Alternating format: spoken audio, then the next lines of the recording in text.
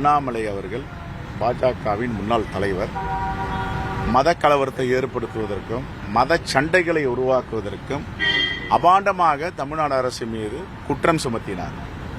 இப்பொழுது பாஜகவுடைய கட்டுப்பாட்டில் இருக்கின்ற ஒன்றிய புலனாய்வுத்துறை சிபிஐ ஃபைனல் ரிப்போர்ட் இறுதி அறிக்கை நீதிமன்றத்தில் தாக்கல் செய்திருக்கிறது. அந்த அறிக்கையில் இதற்கு காரணம் மதமாற்ற பிரச்சனை இல்லை, மன அழுத்தம் என்று தெளிவாக கூறியிருக்கிறது. அப்பொழுது அவர்களுடைய துறை, அவர்கள் கட்டுப்பாட்டில் இருக்கிற துறை இந்த இறுதி அறிக்கையை ஃபைனல் ரிப்போர்ட்டை நீதிமன்றத்தில் தாக்கல் செய்திருக்கிறது. இப்பொழுது மத கலவரத்தை ஏற்படுத்த முயற்சி செய்த, இதை வைத்து அரசியல் செய்து இந்த கலவரத்தின் மூலமாக குளிர்காயலாம் என்று நினைத்த அண்ணாமலை அவர்கள் தமிழ்நாடு அரசிடமும் தமிழ்நாடு முதலமைச்சரிடம் தமிழ்நாட்டு மக்களிடம் நிபந்தனையற்ற மன்னிப்பு கேட்க வேண்டும்.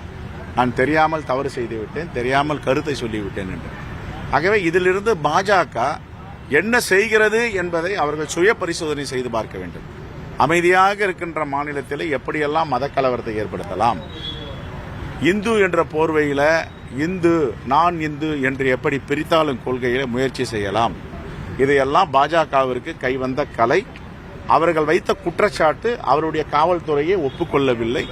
இது மதமாற்ற பிரச்சனை இல்லை, இது மனம் அழுத்த பிரச்சனை என்று இறுதி அறிக்கையை தாக்கல் செய்திருக்கிறார்கள். மீண்டும் ஒரு முறை சொல்லுகிறேன், அண்ணாமலை அவர்களுக்கு வேண்டுகோள், நீங்கள் எவ்வளவு மத கலவரம் ஏற்படுத்த நினைத்தாலும் உங்களுடைய தலைவர்கள் மோடியோ அமித்ஷாவோ 40 முறை இல்லை 400 முறை தமிழ்நாட்டிற்கு வந்தாலும் தமிழ்நாட்டு மக்கள் உங்களுக்கு தமிழ் மண்ணில் இடம் இல்லை. ஏனென்றால் நீங்கள் எங்கு போனாலும் கலகத்தை விளைவிப்பவர்கள், கலவர கர்த்தாக்கள் என்பது தமிழ்நாட்டு மக்கள் புரிந்து வைத்திருக்கிறார்கள். i5 ஹவுசிங் அண்ட் ப்ராப்பர்ட்டிஸ் தேடுது விடுங்க, தேர்வு செய்யலாம் வாங்க. கால் 9962557557.